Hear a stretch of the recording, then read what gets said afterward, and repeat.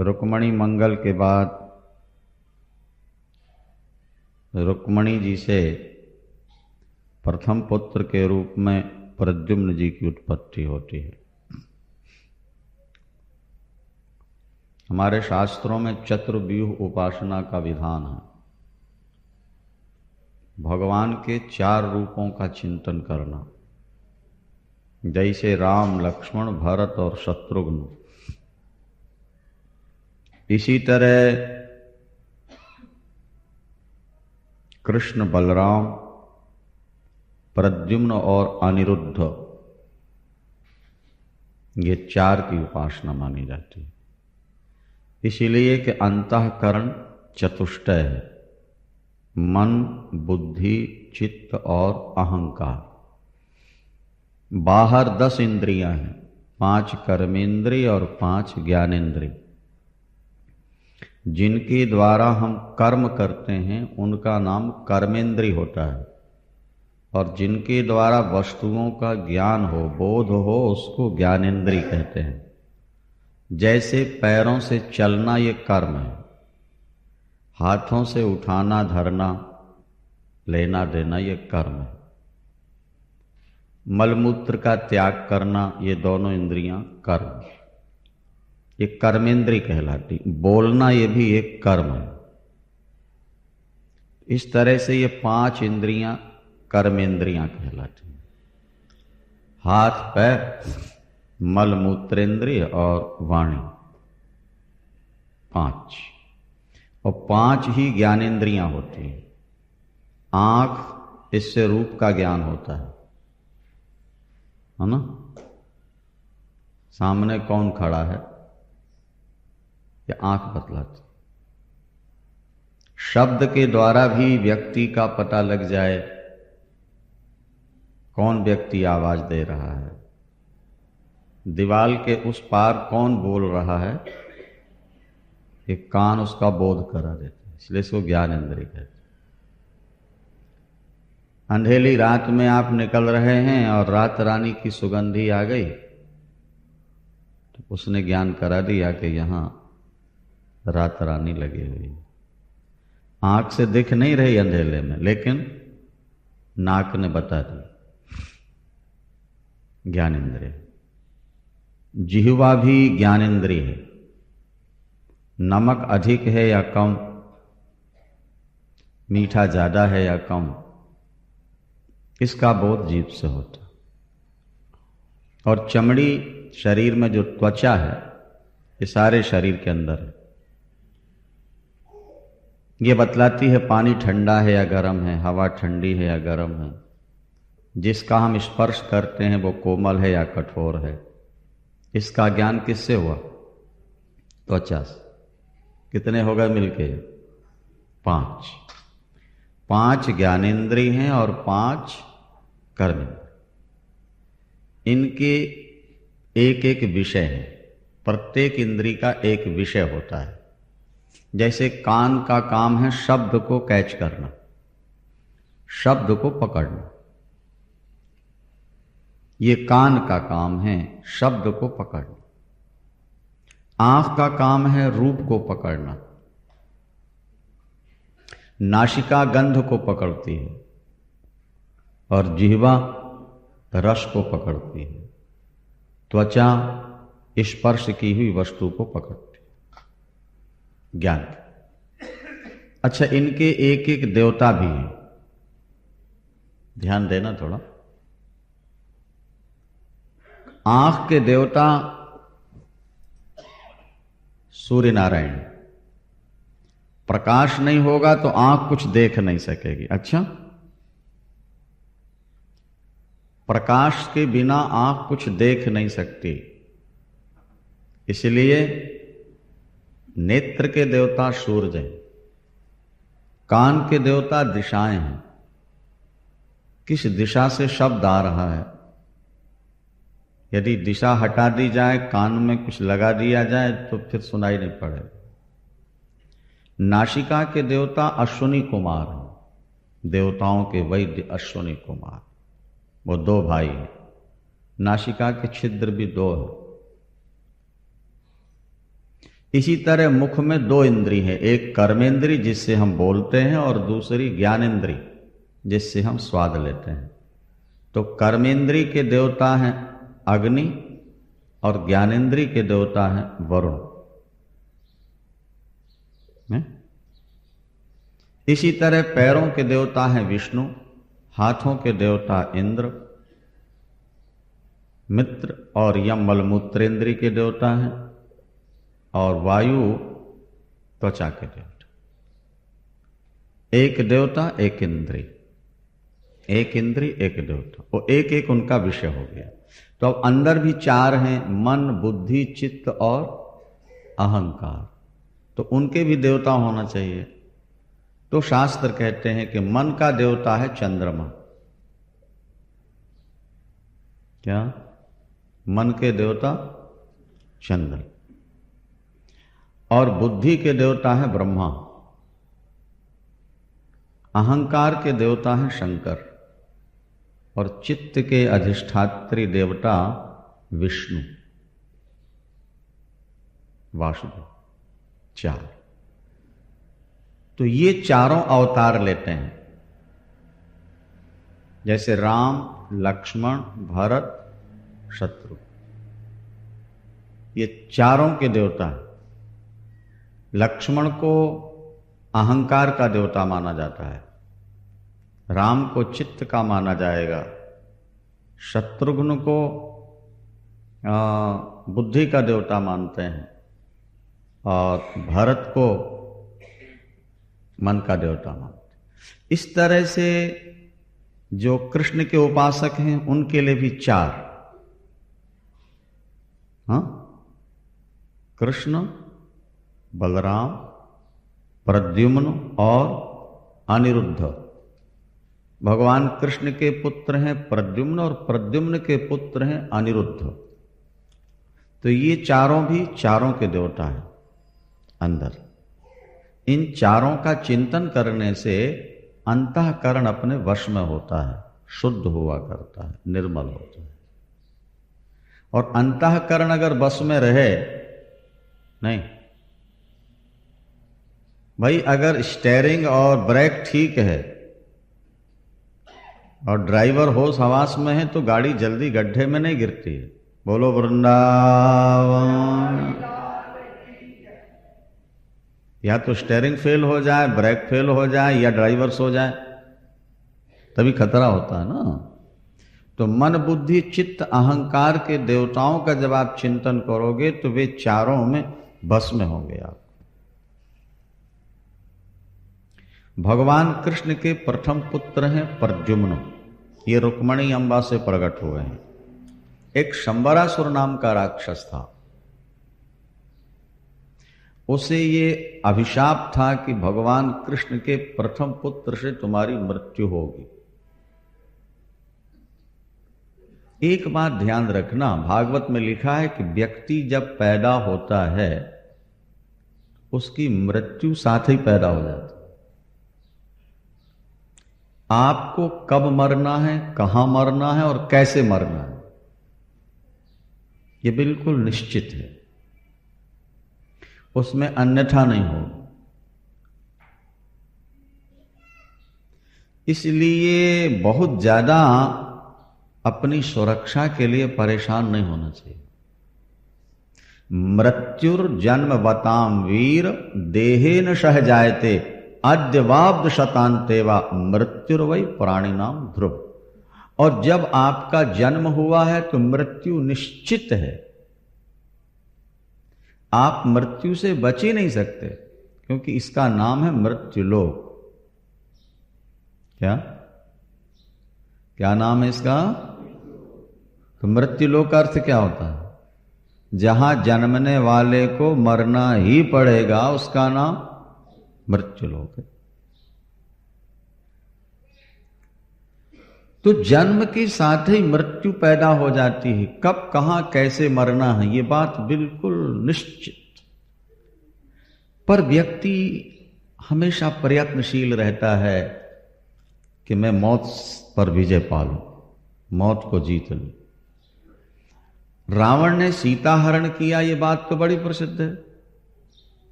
लेकिन ये बात कम लोग जानते हैं कि रावण ने कौशल्या हरण भी किया था। क्या समझे? रावण ने कौशल्याम्बा का भी हरण किया। बात ऐसी थी कि एक बार ब्रह्मा जी रावण के यहां जब आए, वैसे तो रोज ही आते थे वेद पढ़ाने के लिए, तो एक बार रावण ने प्रश्न कर दिया, ब्रह्मदेव आप सृष्टि करते हो, सबका जन्म और मृत्यु आपके द्वारा निश्चित होता है और लेखा जोखा आपके पास है, ये तो बताइए मेरी मृत्यु किसके द्वारा होगी? ब्रह्मदेव ने कहा, दशानन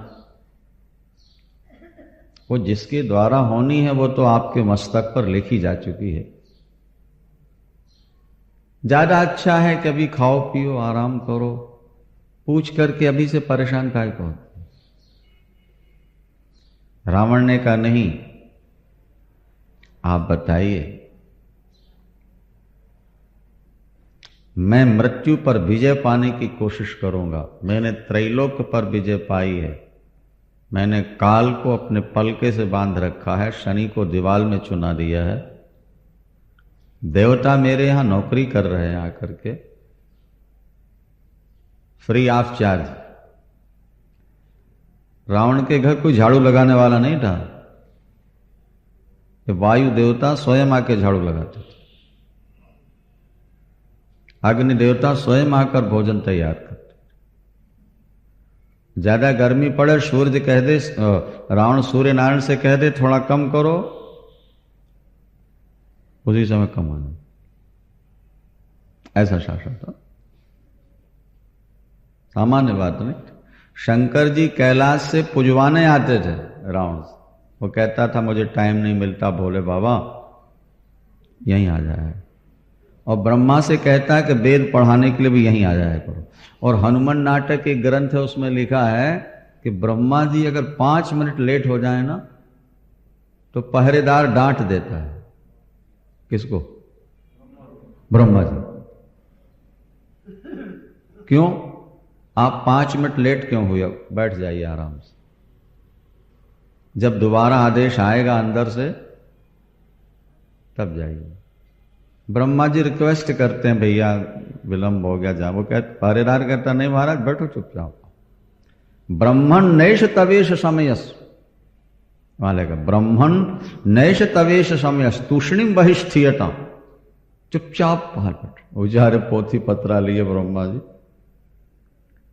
जब दोबारा अंदर से आदेश आता था तब पहरेदार कहता ब्रह्मा जी को, जाओ सारे लिए अपने वेद पहुंच जाते। सामान्य शक्तिशाली नहीं था ना। उसने कहा कि आप बताइए मेरे को मेरी मृत्यु किसके द्वारा है? बता दिया, दशरथ का प्रथम विवाह कौशल्या से होगा, कौशल देश के नरेश की पुत्री कौशल्या, और उससे जो पुत्र उत्पन्न होगा वो तुम्हें मारे। रावण ने कहा अगर मैं रेख में मेघ ठोक दूं तो? ब्रह्मा ने कहा अभी तक तो किसी ने ठोकी नहीं, हो सकता है तुम शक्तिशाली हो, तुमने बहुत तप किया है, वरदान पाए, करके देख। उसी समय उड़ा वहां से हो रावण, और कौशल देश आया, और कौशल्या जी, संयोग की बात थी कि विवाह की तैयारी हो रही थी दशरथ जी के साथ कौशल्या जी, नहीं हल्दी वल्दी मेहंदी मेहंदी क्या लगती है लगी है, और उसने कौशल्या जी का हरण किया। किसने? रावण।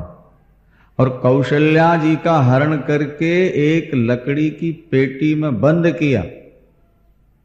एक राघव मत्स्य, बहुत बड़ा मीन, मछली, उसके मुंह में रखा है समुद्र के, खबरदार बाहर नहीं निकला।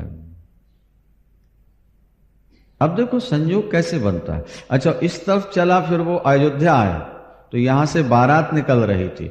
जब सरजू से नौका पार करना था तो ऐसी भयानक महाराज आंधी और तूफान उसने पैदा किया रावण ने कि सब बाराती डूब गए, कुछ मर गए, कुछ बह गए। जिस नौका में महाराज दशरथ और वशिष्ठ जी बैठे थे, वो नौका पानी में बहती बहती डूबती बहती निकल चलती गंगा में पहुंच गई, गंगा से गंगा सागर पहुंच गई। अच्छा, वहां समुद्र में उसने कौशल्या जी को मत्स्य के मुख में रखा ना, दूसरे मत्स्य ने आकर उससे एकदम टक्कर ली, तो दो मत्स्यों की लड़ाई से वो पेटी जो थी मुझे निकल गई,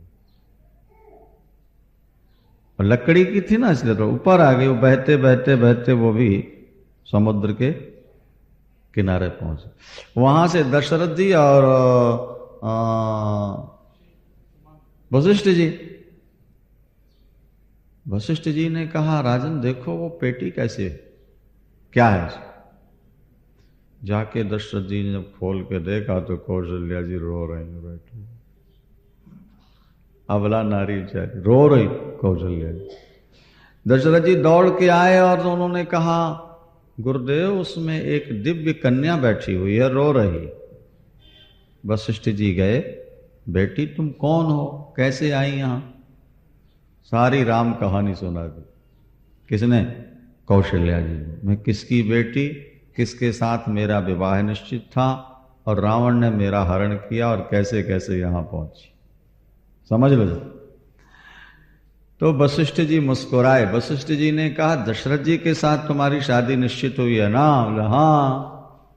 तो बोले ठीक है, दशरथ को मैं साथ ले आया हूं, और पुरोहित हूं ही मैं, क्या रघुवंशियों का, यहीं शादी कर देते हैं, कोई बात नहीं, मुहूर्त नहीं टलेगा। बोलो सियावर रामचंद्र। और महाराज फिर कहीं कथा आती है कि वो पेटी में दोनों को बंद कर दिया वशिष्ठ जी ने। यहां रावण ने जाके ब्रह्मा से कहा कि देखिए भगवान, मैंने आपकी रेख में मेघ ठोक दिया। क्या किया? कौशल्या का हरण करके मत्स्य के मुंह में दिया और मर गई। ब्रह्मा जी मुस्कुराए, बोले जरा पेटी तो ले आओ। और जब पेटी लेके आया महाराज, खोल के देखा तो दशरथ और कौशल्या दोनों उसके अंदर बैठे हुए। ये क्या हुआ? तलवार निकाली सिर काटने के लिए। तो ब्रह्मा ने कहा कि देखो, जो विधाता इतना कुछ कर सकता है वो इनको बचा भी सकता है। अगर कुछ दिन और जीवित रहना है, इन निरपराधियों को मारो नहीं, और कोई उपाय करो। तब फिर ब्राह्मण ने तप किया है, और तप करके फिर उसने वरदान मांगा कि दशरथ के पुत्र ना हो। नहीं समझ में आई बात? दशरथ से पुत्र ही ना हो। वरदान मिल गया, नहीं हो। चौथापन आ गया, पुत्र नहीं हो। एक दिन दशरथ जी महाराज प्रातः काल निकले, और दरवाजे पर जब खड़े हुए तो एक जमादार झाड़ू लगा रहा था। उसने महाराज को देख करके मुंह घुमा लिया, प्रणाम नहीं किया, जोहार नमस्कार नहीं की। दशरथ जी ने फिर उसको बुलवाया बाद में और पूछा, भैया देखते ही तुम प्रणाम करते थे, झुकते थे, सुबह सुबह तुमने मुंह क्यों घुमा लिया?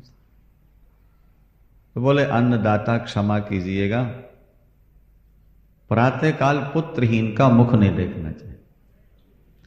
बंध्या स्त्री पुत्रहीन पुरुष, इनका मुंह प्रातःकाल देखना अपशगुन माना जाता है शास्त्र। अरे भाई, वो वृक्ष किस काम का जिसमें फल ही न लगे? क्या? जिस वृक्ष में फल फूल हो ही ना, उस वृक्ष की कीमत क्या होती? प्रातःकाल तो कोई मांगलिक वस्तु देखनी चाहिए जो फल फूलदार हो। आप किसी शुभ काम से जाते हो, सामने से विधवा स्त्री एकदम सामने आ जाती है, आपके कार्य में संदेह है। एक आंख वाला आ जाता है, आपके कार्य में संदेह है क्या? खाली घड़ा दरवाजे पर निकलते ही दिख गया, तुम्हारे कार्य में संदेह होगा नहीं। संकेत होते हैं ये। आप सामने निकले, कोई स्त्री सिर पर घड़ा लेकर के जा रही है, भरा हो, काम हो जाए। गोद में पुत्र लेके निकल रही है, काम होगा। क्या? दही लेकर के कोई निकल रहा है, ब्राह्मण पुस्तक लेकर के निकल रहा है, आपका काम होगा। जब भगवान राम की बारात निकली ना, तो सारा वर्णन, सन्मुख सुर भी शिशु ही पियावा। आप दरवाजे से निकल रहे हैं अपने घर के किसी विशेष काम से जाए, और सामने गाय बछड़े को दूध पिला रही है, समझ लो काम आपका। तो पुत्रहीन का मुख नहीं देता। महाराज दशरथ को बड़ी गिलानी हुई। एक बार भूपति मन माही, एक बार भूपति मन माही, भई गलानी मोरे सुत नाही। तो गुरु गृह गयहु तुरत महिपाला, चरण लाग कर विनय विशाला। निज दुख सुख सब गुरु ही सुनायो, कहि वशिष्ठ बहुविधि समझायो। के धरहु धीर हुई है सुतचारी, ओ त्रिभुवन विदित भगत भय हरि। वशिष्ठ जब दशरथ जी रोए कि अब तो आपके शिष्य का वंश ही नष्ट हो जाएगा, वशिष्ठ जी ने कहा भैया रावण ने वरदान मांग रखा है, तुम्हारे से तो बेटा होना नहीं। फिर गुरुदेव कोई उपाय है? कहते हैं राखै गुरु जो कोप विधाता, और गुरु विरोध नहीं को जगत राता। अगर आप पर विधाता का कोप है और गुरु की कृपा है, तो विधाता का कोप शांत हो सकता है। लेकिन गुरु को क्रोध आ जाए, गुरु से तुमने विरोध कर लिया, तब तो तुम्हारा कहीं कल्याण नहीं हो। बोले ठीक है, रावण ने वरदान मांगा है कि दशरथ के पुत्र ना हो, दशरथ से पुत्र ना हो, तो ठीक है तुमसे पुत्र नहीं होगा, हम यज्ञ करा के खीर खिला के कौशल्या सुमित्रा कैकेयी अम्बा कैकेयी को पुत्र करते थे, तुम्हारी आवश्यकता ही नहीं। तब यज्ञ कराया, यज्ञ करका के खीर खिलाई, और खीर से ही और फिर उन्होंने मार दिया। रावण ने अपने तरफ से तो सारा उपाय किया ना, लेकिन जो होना था वो होकर रहा। ये विधि का विधान अमिट है। इसीलिए हमारे यहां संतों ने गाया, जो विधिना ने लिख दिया छठी भाल के अंक, और राई घटे न तिल बढ़े रहो रे जीव निशंक। क्या? जो विधिना ने लिख दिया छठी भाल के अंक, तेरे मस्तक में जो लिख दिया गया, रावण ने तो बांच लिया था ना महाराज कि मेरे मस्तक में क्या लिखा है। जब सिर काट के हवन करता था ना शंकर जी के नाम से, तो जारत बिलो क्यों जब ही कपाला, और विधि के लिखे अंक निज भाला। नर की करयापन बध बाची, हर हंस्यो जान विधि गिराया साची। जब रावण अपना सिर काट के उसमें घी भर के नारियल की तरह जब पूर्णाहुति करता था और सिर जलते थे, तो देखता था, क्योंकि 10 सिर थे ना भाई, तो एक कट के हवन हो गया, जल रहा तो दूसरे से देख तो रहा। उसमें लिखा था मस्तक पर नर के द्वारा मृत्यु। तो रावण कहता मैं हंस पड़ा ये समझ के कि ब्रह्मा बूढ़ा हो रहा है, इसलिए बुद्धि थोड़ा लड़खड़ा गई, क्योंकि बुढ़ापे में बुद्धि थोड़ा लड़खड़ा जाती है। अस्तु, संबरासुर को भी ये श्राप है, भगवान कृष्ण के प्रथम पुत्र से तुम्हारी मृत्यु, ये बात चल रही थी ना। तो अब देखो उसने क्या किया बहादुर ने, शंबरासुर ने। अभी प्रद्युम्न 10 दिन के भी नहीं हुए थे और वेश बदल के आया नौकर का, और पुत्र को लिया गए। प्रद्युम्न गायब हो गए। महाराज शोर मच गया सारी द्वारिका में, चारों तरफ दौड़ धूप, पता ही नहीं। पता ही नहीं। उसने क्या किया, प्रद्युम्न को ले जाके समुद्र में फेंका। और जैसे कभी आप लोग नदी के किनारे आटे की गोलियां डालो, चने डालो, तो मछली देखते ही देखते निकल जाती है। इसी तरह शंबरासुर ने समुद्र में फेंका और एक बड़ी मछली ने एकदम झपाटा मार के निकल। जब मछली खा चुकी, अब तो निश्चित हो गया ना कि मर गया। लेकिन देखो विधि का विधान कैसा। प्रद्युम्न वहां भी मर नहीं पाए। अच्छा, उसी दिन एक मछुआरे ने मछली पकड़ने गया था, वो मछली भी फंस गई थी, बड़ी सुंदर। महाराज के यहां भेज दूं, आज इसी की सब्जी बनेगी। महाराज बड़े खुश होंगे। महाराज के सामने मछली पहुंची, बड़ी सुंदर मछली, अच्छा आज इसी की सब्जी बनना चाहिए। जब रसोइये ने उसको फाड़ा तो बोलो वृंदावन, प्रद्युम्न निकला। अच्छा, प्रद्युम्न निकले, ध्यान से सुनो बात। तो प्रद्युम्न कामदेव के अवतार, कल बताया था ना, रास में लड़ने आया था, फिर पुत्र बनने का वरदान मांगा उसने। तो ये कामदेव, जलाया था शंकर ने इसको। और जब रति बहुत रोई थी तो भगवान ने आशीर्वाद दिया था कि जब जादूवंश कृष्ण अवतारा, जब जादूवंश कृष्ण अवतारा, के हुई है हरण महामाही भारा, तो कृष्ण तनय हुई है पति तोरा, बचन अन्यथा होय न मोरा। बोलिए शंकर भगवान। भगवान शंकर ने आशीर्वाद दिया था। कृष्ण के यहां पुत्र रूप में प्रद्युम्न प्रकट होंगे, तुम्हें मिलेंगे। अब रति को नारद जी ने बताया कि वहां प्रकट तो होंगे, लेकिन शंबरासुर के घर मिलेंगे तुमको। तुम उनकी रसोई घर में सेवा करने के लिए पहले से नियुक्त हो जाओ। ये देखो कैसा ऑटोमेटिक प्लांट है परमात्मा, अपने आप सब होता है। सिस्टोमेटिक ढंग से दुनिया जो चल रही है ना बाबू, हम तो ये कहते हैं कि जो ईश्वर की सत्ता को नहीं मानते, क्या उनकी बुद्धि परमात्मा ने हर ली, विधाता ने उनको ठग लिया। ब्रह्मा ने इंद्रियों को बहिर्मुखी बनाकर जीवों को ठग लिया। समझो बात को। क्यों?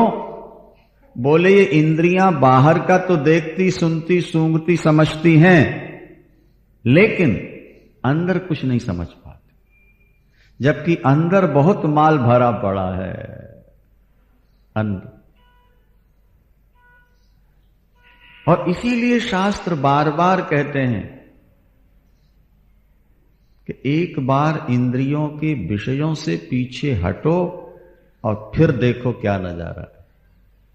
भाई दृष्टांत तो हमने दे दिया कि जब तुम जागृत से हटोगे तभी तो स्वप्न के दृश्य देखोगे,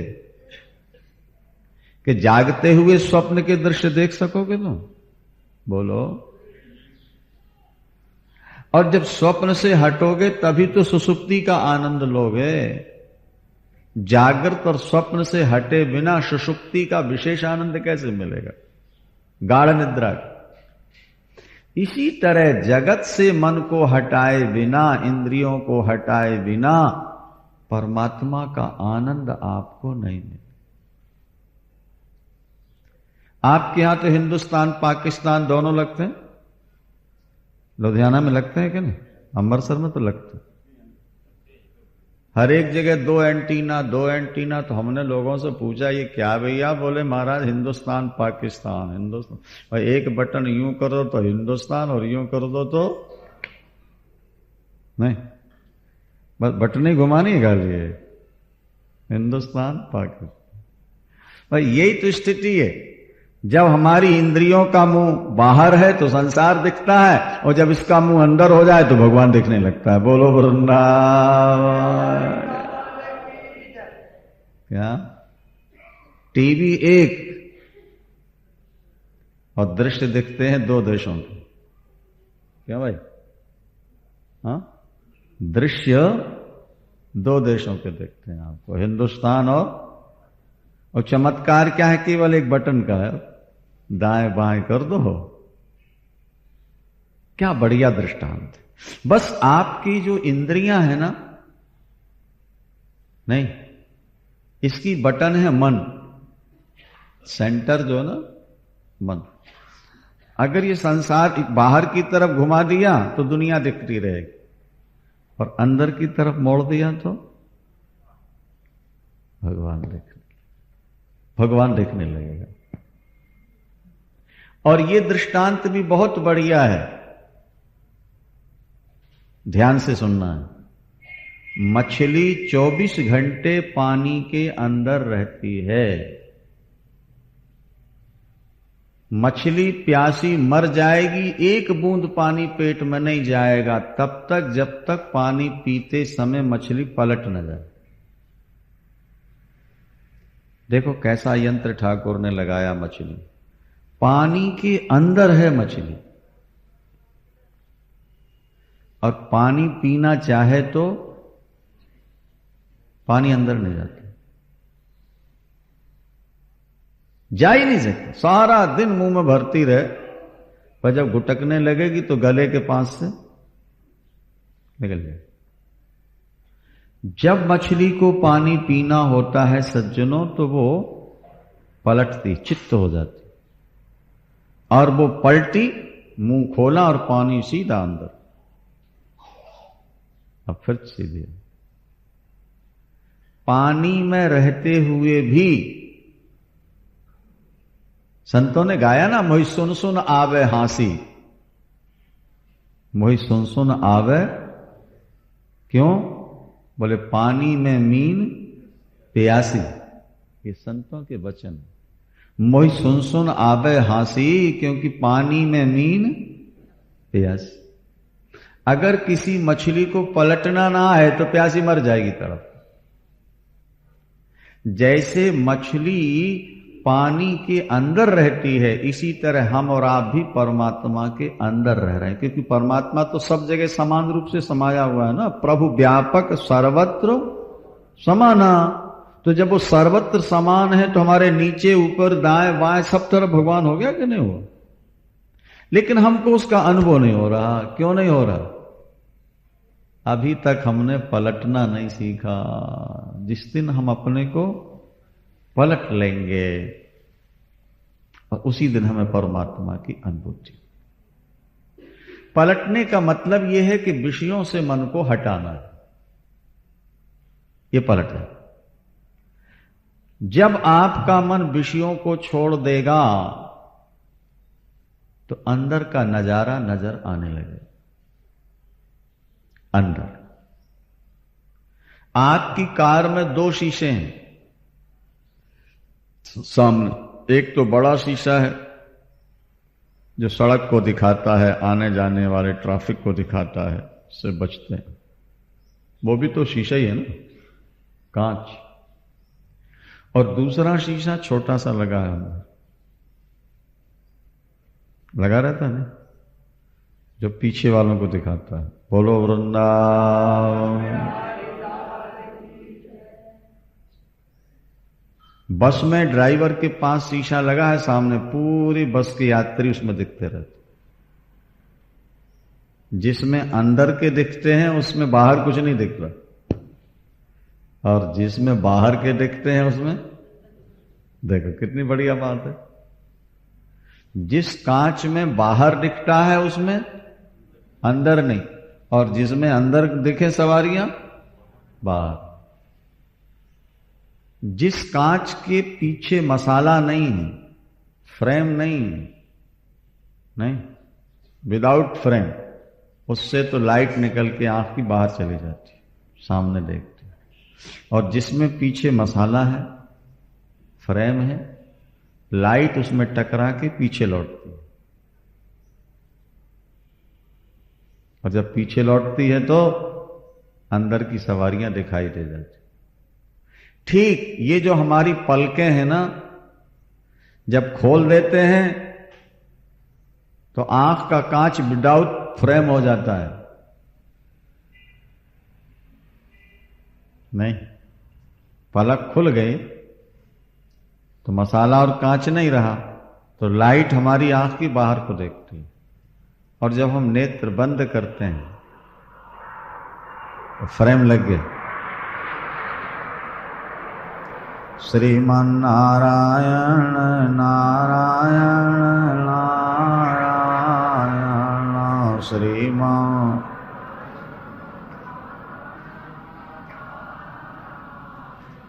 भजमन नारायण नारायण नारायण भजमन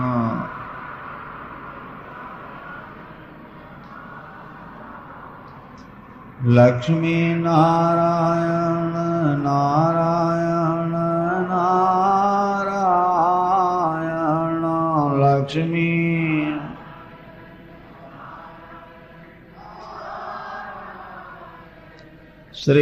श्रीमन्नारायण नारायण नारायण श्रीमान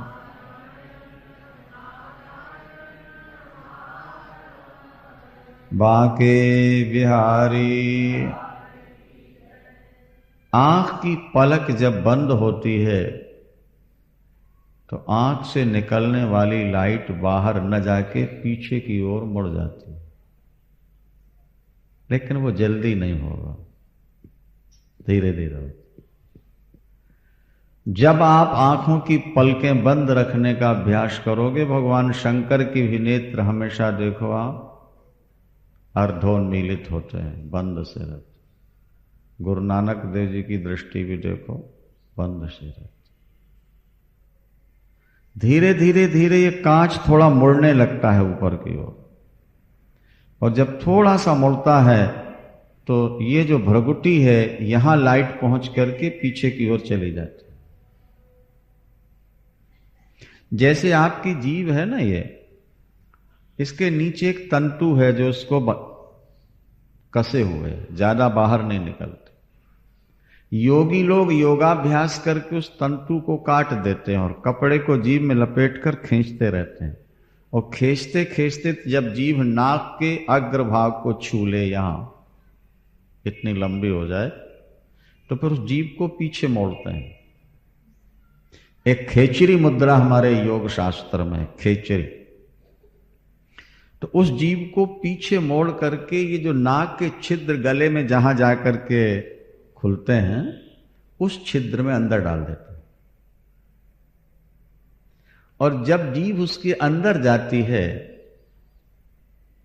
तो ऐसा मीठा मीठा रस जिह्वा को मिलता है, ऐसी गुदगुदी पैदा होती है कि फिर व्यक्ति को संसार के विषयों की जरूरत ही नहीं रह जाती। सारे विषय खत्म। जो आनंद संसार के विषयों में तुम्हें मिल रहा है, उससे कई गुना ज्यादा आनंद उसमें प्राप्त होना। इसी तरह दृष्टि को जब आंख बंद करके ऊपर चढ़ाने की कोशिश करोगे तो थोड़े समय के बाद ये नेत्र जब ऊपर की ओर चढ़ेंगे, जल्दी नहीं होता है, एक दिन में नहीं होता है, एक हफ्ते में नहीं होता है, इसके लिए अभ्यास की जरूरत पड़ती है। तो फिर ये जो लाइट बाहर निकलती है वो बाहर न जाके सीधे भ्रगुटी मध्य में जाके टकराती है और वहां से अंदर प्रवेश कर जाती है। तो फिर अंदर क्या है ये सब समझ में आने लगता है। कबीरदास जी ने भी कहा, वो क्या कहते हैं?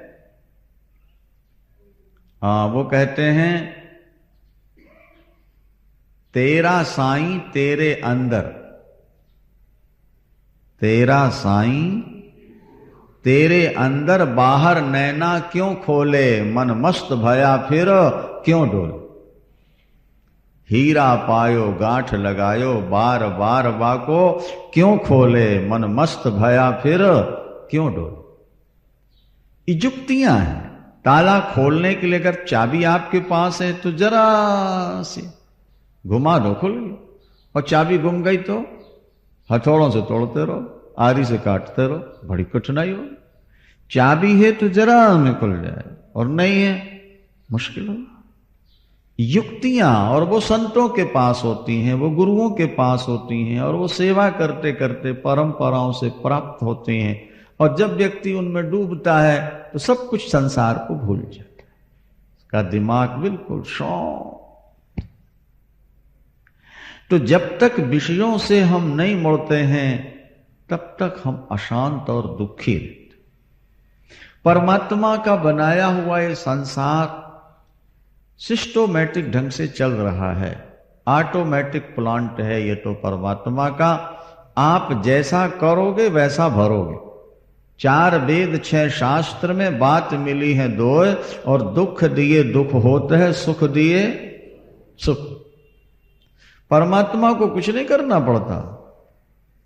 जैसे आपने भोजन कर लिया ना भैया, ध्यान से सुनो बात को, आपने रोटी दाल चावल हलवा पूड़ी कुछ भी खा लिया, ठीक है, आपने भोजन तो कर लिया, लेकिन अब उस भोजन का परिपाक वो पक कहाँ रहा है, अंदर कौन पका रहा है, और उसमें से रस कैसे निकल रहा है, फिर वो रस आगे चल करके रक्त कैसे बन रहा है, वो फेफड़ों में कैसे जा रहा है, फिर वहां से फिल्टर होकर सारे शरीर में कैसे जा रहा है, उसी रक्त से माता का दूध कैसे बन रहा है, मल कहाँ संचित हो रहा है, मूत्र कहाँ संचित हो रहा है। अपन तो सोचते ही नहीं इसके बारे में, लेकिन वो सब अपने आप हो रहा है कि नहीं हो रहा?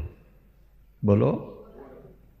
अपना तो काम केवल था खा लिया पानी पी लिया, बाकी उसकी क्या क्रिया होनी चाहिए, रस रक्त कैसे बने, मल कैसे बाहर जाए, रक्त कैसे शरीर, वो ऑटोमेटिक होता चला गया। इसी तरह परमात्मा ने दुनिया को बना दिया है कि महाराज इसमें तुम जैसा करते जाओगे घूम घुमा के तुमको वैसे ही मिलता चला जाएगा।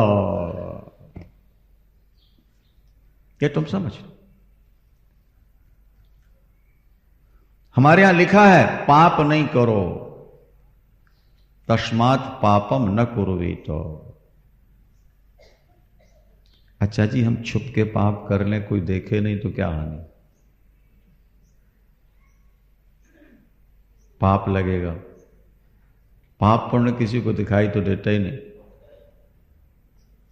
तो देखो धर्मशास्त्र क्या कहते हैं। धर्मशास्त्र कहते हैं कि ठीक है, पाप पुण्य तुमको दिखता नहीं और तुमने दूसरों की आंखें बचा के पाप कर लिए, तो तुम सोचते हो कि हम बच गए। नहीं, यमराज के डंडे पड़ेंगे वो तो ठीक है पड़ेंगे, बाकी यही बहुत बड़ी हानि है। क्या? ये धर्मशास्त्र का वचन है।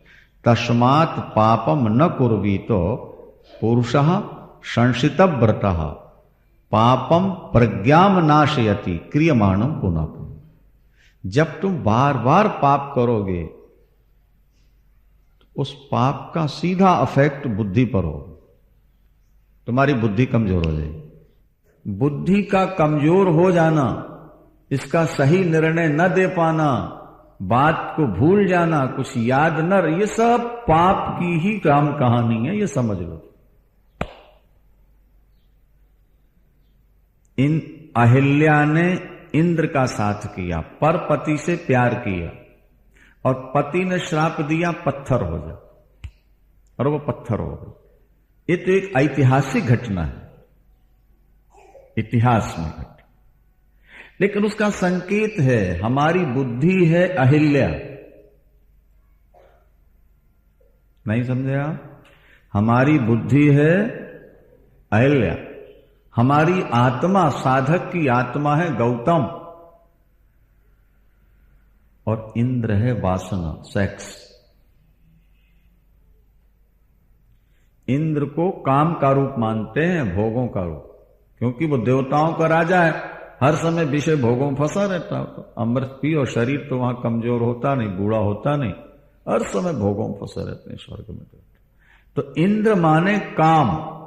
जरा बात को ध्यान से सुनो, इंद्र माने काम, अहिल्या माने बुद्धि और गौतम माने आत्मा, साधक की आत्मा।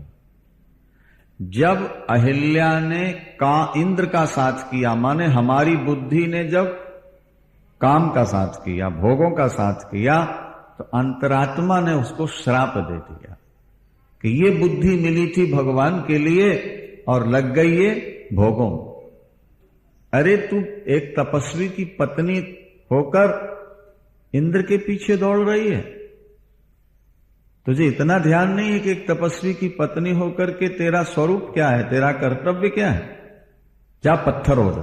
तो हमारी आत्मा ही हमको श्राप देती है और हमारी बुद्धि पत्थर हो जाती है।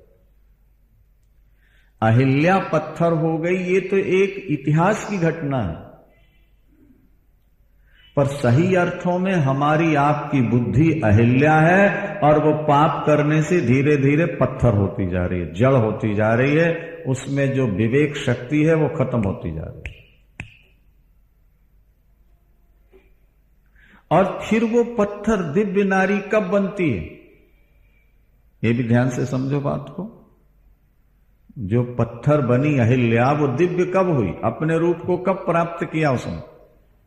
जब भगवान राम के चरण का स्पर्श हो।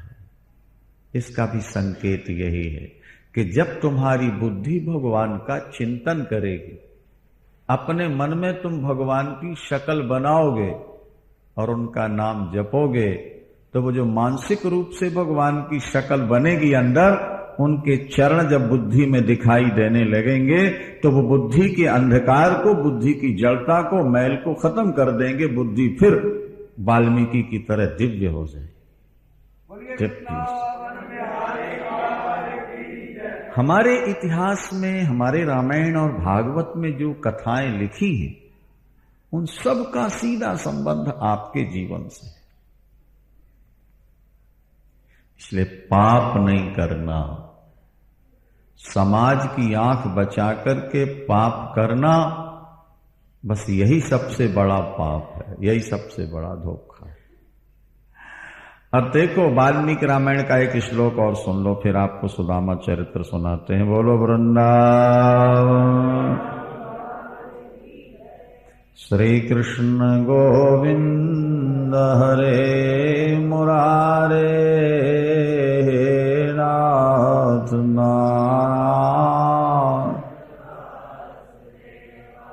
श्री कृष्ण गोविंद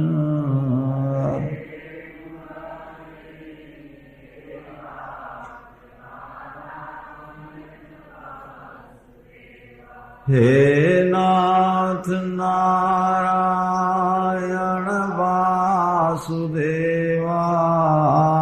हे नाथ, हे नाथ नारायण,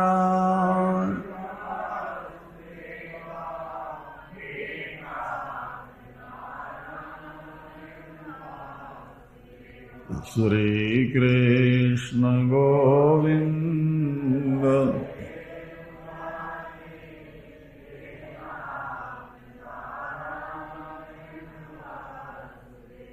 श्री कृष्ण गोविंद हरे।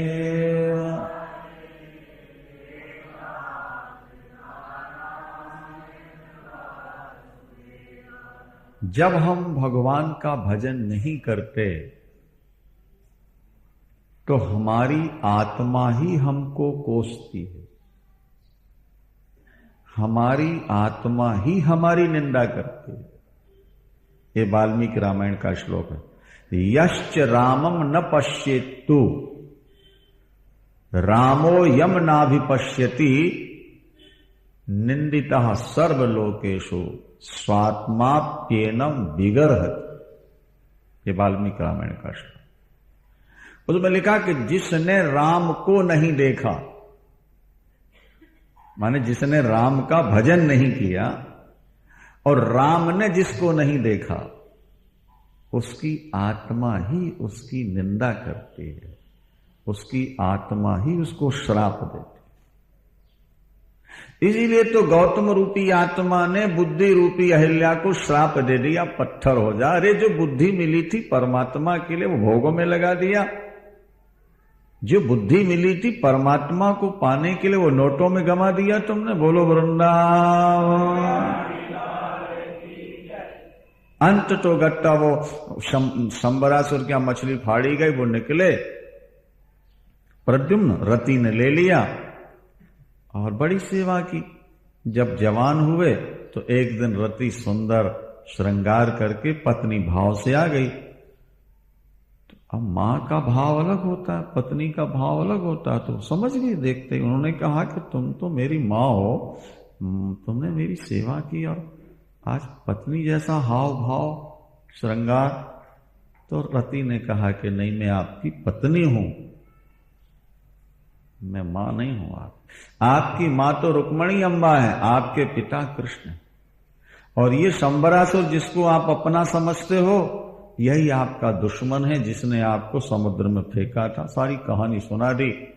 फिर क्या हो, बोले इसको मारिए और अपने माता पिता से मिलिए। तो मैं कैसे लड़ सकता हूं इससे, मैं तो कुछ जानता ही। तो बुद्धि ने कहा, रति ने कहा कि मैं आपको सिखाती हूं शस्त्रास्त्र विद्या। रति ने शस्त्रास्त्र विद्या सिखाई, उसके द्वारा उनने शंबरासुर को मारा और लौट करके भगवान के पास। ये भी एक ऐतिहासिक घटना। इसका हमारे आपके जीवन से क्या संबंध है, समझो जरा। वेद भगवान कहते हैं सभी जीव भगवान के पुत्र हैं, सर्वे अमृतस्य पुत्रा। ये वेद जी, संसार में जितने प्राणी हैं वे सब के सब अमृत पुत्र हैं, माने भगवान के पुत्र। हम और आप सब। शंबरासुर ने प्रद्युम्न को समुद्र में फेंका और हमारे अंदर जो मोह है, मोह अज्ञान, उसने हमको परमात्मा से अलग करके संसार समुद्र में फेंक दिया। और मछली ने निगला तो इंद्रियां ही मछलियां हैं जिनके विषयों ने हमको खा लिया। समझना जरा। लेकिन रति को नारद का उपदेश मिला है। रति माने बुद्धि, रति माने बुद्धि। जब आपकी बुद्धि को किसी संत का उपदेश मिलेगा तब समझ में आएगा कि आपके असली घर कौन सा है और असली माता पिता कौन। रति ने फिर सावधान किया और शस्त्रास्त्र विद्या सिखाई। बुद्धि ही मन को सिखाती है। प्रद्युम्नो, बोलो वृंदावन।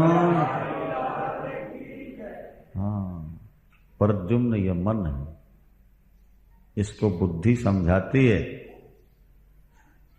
ये बात हम पहले बता चुके हैं। जो व्यक्ति ज्यादा पाप करता है उसका मन बलवान होता है, बुद्धि कमजोर होती है। और जो व्यक्ति धर्म ज्यादा करेगा उसकी बुद्धि बलवान होगी और मन कमजोर होगा। जिसका मन कमजोर होगा वो भजन ज्यादा करेगा, और जिसकी बुद्धि कमजोर होगी वो पाप ज्यादा करेगा।